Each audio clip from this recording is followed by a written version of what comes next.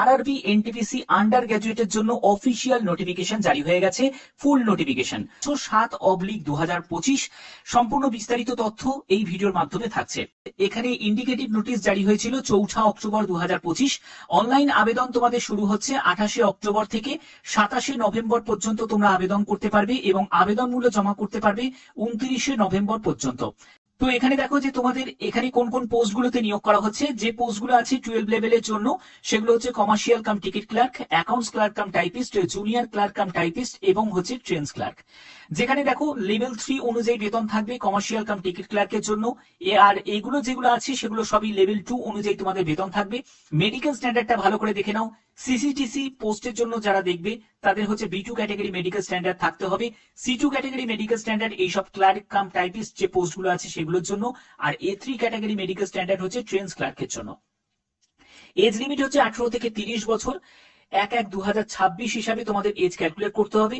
Total শূন্যপদ হচ্ছে 3058টি, যার মধ্যে সিসিটিসির জন্য 2424টি শূন্যপদ আছে।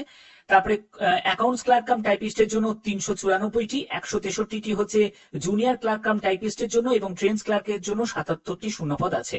এজ রিল্যাক্সেশন নিয়েও তোমাদের একটা ব্যাপার থাকবে যে এজ রিল্যাক্সেশন তোমরা যে কাস্ট থেকে বিলং করছো, অর্থাৎ যারা এসসি এসটি ক্যাটাগরি থেকে বিলং করছো তারা বয়সে 5 বছর, ওবিসি ক্যাটাগরি থেকে যারা বিলং করছো তারা বয়সে 3 বছর এজ রিল্যাক্সেশন পেয়ে যাবে। A3 ক্যাটাগরি মেডিকেল স্ট্যান্ডার্ডে তোমাদের 6/9/6/9 উইথ অর উইদাউট গ্লাসেস ব্যাপার থাকবে এবং B2 ক্যাটাগরি মেডিকেল স্ট্যান্ডার্ডের মধ্যে 6/9/6/12 থাকবে উইথ অর উইদাউট গ্লাসেস। যেখানে 4 ডায়োপ্টার যে চশমার যে পাওয়ার অফ লেন্স যেটা আছে সেটা কিন্তু এক্সিট করলে চলবে না। আর C2 ক্যাটাগরি মেডিকেল স্ট্যান্ডার্ডে একটি চোখে 6/12 আর একটি চোখে যদি দৃষ্টিশক্তি নাও থাকে তাহলেও আবেদন করা যাবে। মেনলি যেগুলো টাইপিস্ট পোস্ট আছে সেগুলোতে তোমাদের C2 ক্যাটাগরি মেডিকেল স্ট্যান্ডার্ড চাওয়া হয়েছে। 18 থেকে 30 বছর হচ্ছে এজ লিমিট আছে এবং এখানে এসসি এসটি যারা ক্যান্ডিডেট আছো তারা বয়সে 5 বছর ছাড় পাবে, ওবিসি থেকে তারা 3 বছর ছাড় পাবে। এছাড়া যারা পিডব্লিউবিডি ক্যাটাগরি থেকে বিলং করছো তোমাদের ক্যাটাগরি ওয়াইজ তোমাদের রিল্যাক্সেশন থাকছে।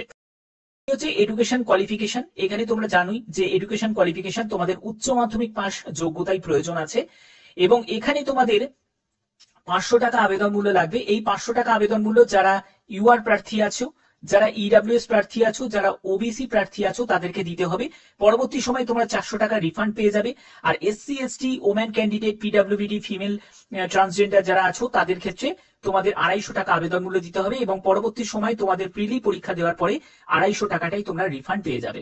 তোমাদের এখানে সিলেবাসের ব্যাপারটাই চলে আসছি যে এখানে পিডব্লিউবিডি ক্যাটাগরিদের কি কি থাকবে সেগুলোর ব্যাপারে ক্লিয়ার করা আছে।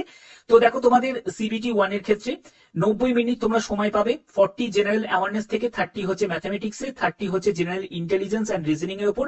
100 কোশ্চেন 100 মার্কসের তোমাদের পরীক্ষা হবে। প্রতিটি প্রশ্নের মান হচ্ছে 1 করে, 1/3 হচ্ছে নেগেটিভ মার্কিং থাকবে।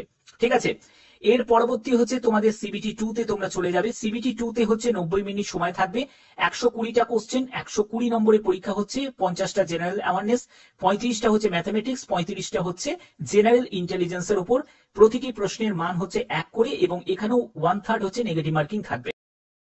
এখানে যে সামারিটা দেওয়া হয়েছে, যেখানে যে পোস্টগুলো আছে সেই পোস্টগুলোর ক্ষেত্রে যে কমন তোমাদের থাকছে, মানে সিবিটি এক্সাম থাকছে প্রথমে, তারপরে তোমরা চলে যাবে সিবিটি 2 তে চলে যাবে এবং যেগুলো তোমাদের টাইপিং পোস্ট আছে, যেগুলো এই যে টাইপিস্ট পোস্ট আছে সেগুলো টাইপিস্টে চলে যাবে এবং এই যে পোস্টগুলো দেখতে পাচ্ছ এই পোস্টের জায়গাগুলোতে তোমাদের ফাঁকা আছে, মানে এই পোস্টগুলোতে তুমি সিবিটি 1 সিবিটি 2 কমপ্লিট করবে, তারপরে তুমি ডিভি মেডিকেলে চলে যাবে। এখানে কোনো রকম তোমাদের টাইপিং স্কিল টেস্ট তোমাদের থাকছে না।